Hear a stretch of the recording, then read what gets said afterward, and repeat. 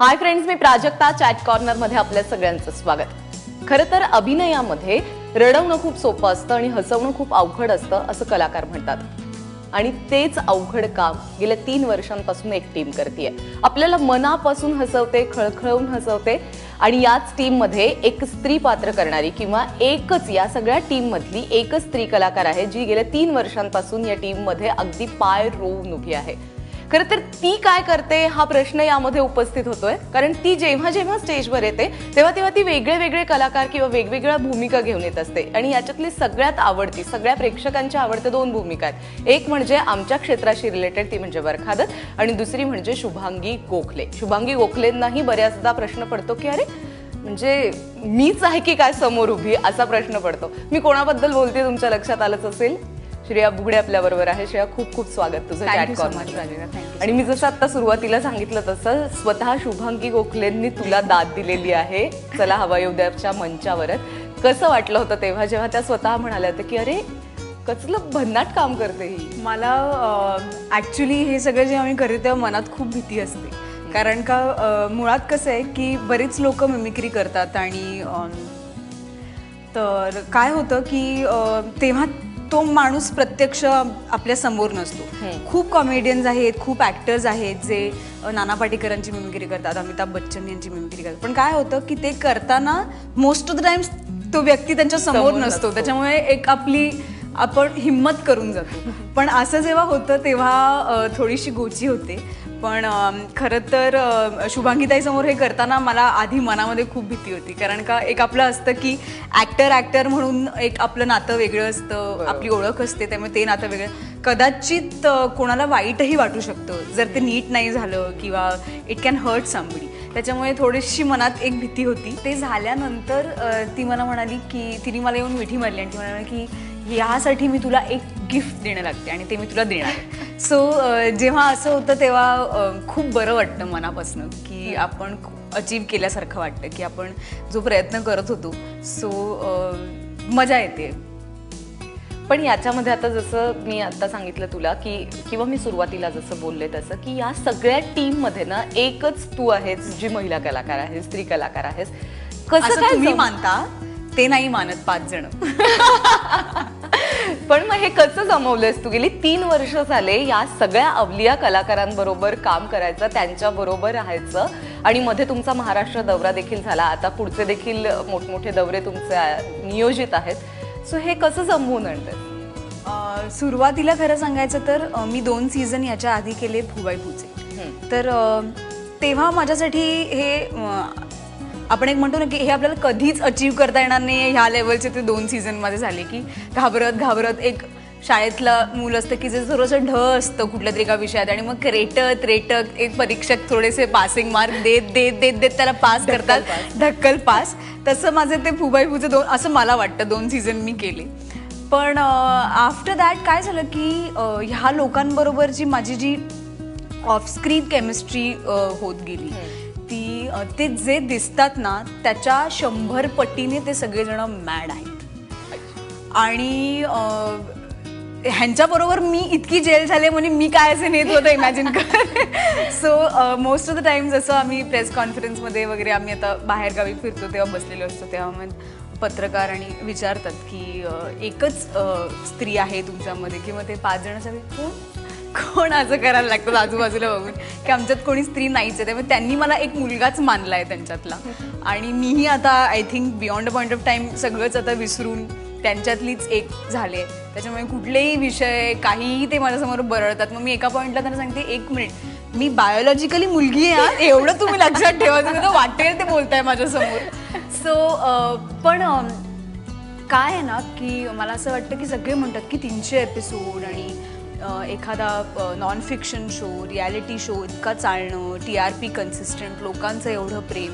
तर मला वाटतं की निलेश म्हणा काय आणि आमची जी सगळीच टीम आहे ना, कधी कधी असं होतं की अशा प्रकारच्या शोमध्ये ना की मी कशी बेटर आहे किंवा मी कसं आज करतो बघ, एक असं फिलिंग घेऊन जेव्हा आपण जातो ना स्टेजवरती तेव्हा ते गणित सगळं चुकतं. मला असं वाटतं आमच्या 6 जणांमध्ये ते कधीच कोणाच्या मनात आलं नाही की आज मला हे कॅरेक्टर दिलं ना, आज बघ मी बस कसं तोडून टाकतो, आपण सगळेच तोडून टाकूया आज, म्हणजे एक ते फिलिंग असतं टीम स्पिरिट. आणि कधीच कुठल्या एका पैशाची इन्सिक्युरिटी कोणामध्ये नाही, कारण का आपल्याला जी स्पेस मिळाली आहे ती स्पेस म्हणजे 200 एपिसोडमध्ये सगळ्यांनी बघितलं की आता तर मला खूप डायलॉग्स असतात. सुरुवातीला मला अजिबात वाक्य नसायची किंवा एखादाच डायलॉग असायचा आणि मग त्याच्यावरनं बरेच विनोद झाले की नुसतंच माईक लावायचे पैसे वगैरे घेते ही आणि असं सगळं. सो काय होतं ना की माझं जेवढं दिलेलं काम आहे ना त्याच्यामध्ये आता मला हे माझं ग्राउंड आहे, तर त्याच्यात आता मला खेळायचं. मग दुसऱ्याच्या पण पिचवर जाऊन खेळा किंवा त्याचेही बॉल मागून घ्या वगैरे असं नाही, हे मला मिळालंय हे मला करायचंय. सो आणि बेसिकली मजा करायची, जे मी करते त्याच्यात मला मजा करायची आहे हे ठरलंय. त्याच्यामुळे बेसिकली हा माझा बाज कधीच नव्हता, कॉमेडी मी ह्याच्या आधी कधीच केलं नव्हतं. सो आता असं वाटतंय की थोडं आता गाडी पटरीवर यायला लागली. जसे भाऊ कदम किंवा बाकीच्यांचे जसे एक एक पात्र आहेत किंवा जसं लक्षात राहतं तसं आता तू आल्यानंतर की अरे हा म्हणजे आज कदाचित बरखादत येणार आहे किंवा आज कदाचित आणखी कुठल्या तरी वेगळ्या भूमिकांमध्ये आपल्याला श्रेया बघायला मिळणार आहे.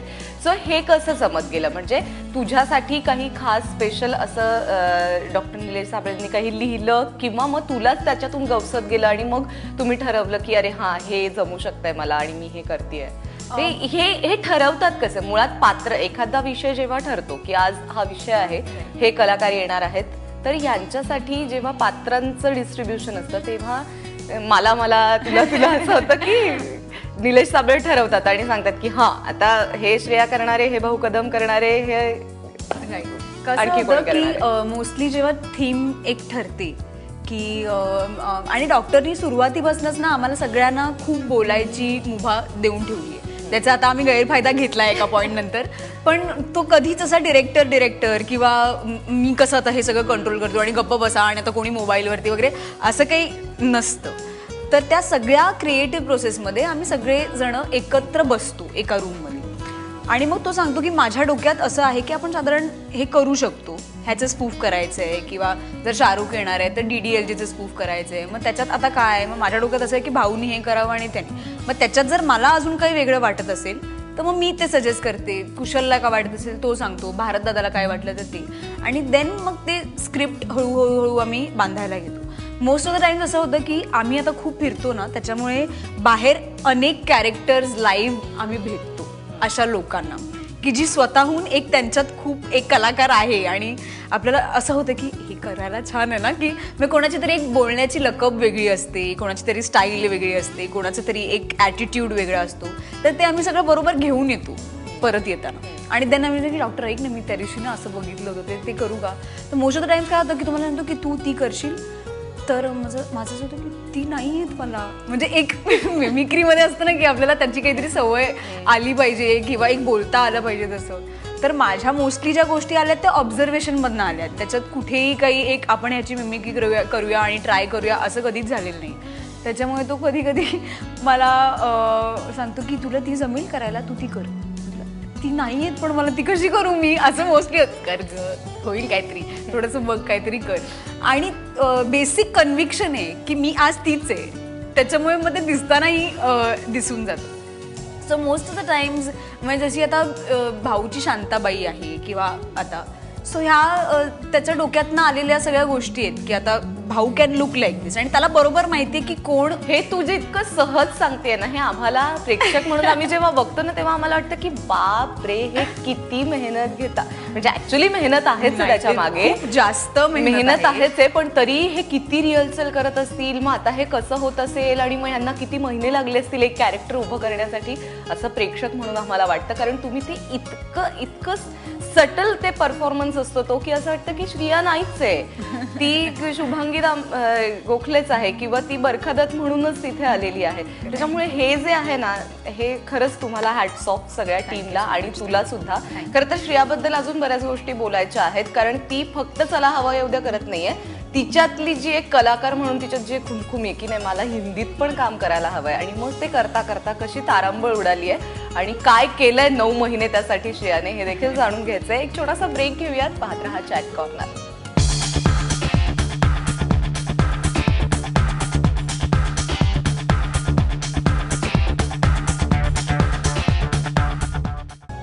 ब्रेक नंतर चॅट कॉर्नरवरती आपल्या सगळ्यांचं पुन्हा एकदा स्वागत. जसं की ब्रेक पूर्वी मी सांगितलं की श्रियामध्ये स्वतः अशी एक खुमखुमी आहे की अरे फक्त एक प्रोजेक्ट का, आपण अजून काहीतरी करायला पाहिजे, अजून काहीतरी करायला पाहिजे. आणि मग अशा ह्याच्यात तू एक हिंदी सिरियल हातात घेतली लीड रोलची, आणि मग काय घडलं? काय होतं की मी एकच गोष्ट करत राहिले ना की त्याच्यामध्ये मला असं वाटतं की आता मी इथे रमले, आता माझं हे झालंय की मला लगेच असं होतं की आता काहीतरी दुसरं करूया. ॲक्टर नेहमी खूप ग्रेडी असतात ह्या बाबतीत की कामाच्या बाबतीत त्यांची भूक खूप मोठी असते. तर हिंदी मालिका मी आधीपासून करत आले. सो चला हवा येऊ द्याचा महाराष्ट्र दौरा अनाऊन्स व्हायच्या आधी मला एक हिंदी मालिका आली, आणि ते आम्ही सोमवार मंगळवार म्हणजे आठवड्याचं आमचं शेड्यूल असतं.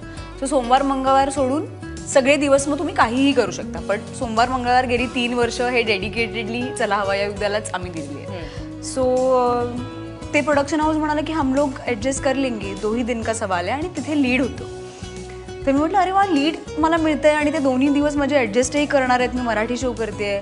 म्हटलं हे तर उत्तम आहे, म्हणजे 2 दिवस तिकडे, 5 दिवस मड आयलंडला शूटिंग, लाईफ इज सॉर्टेड.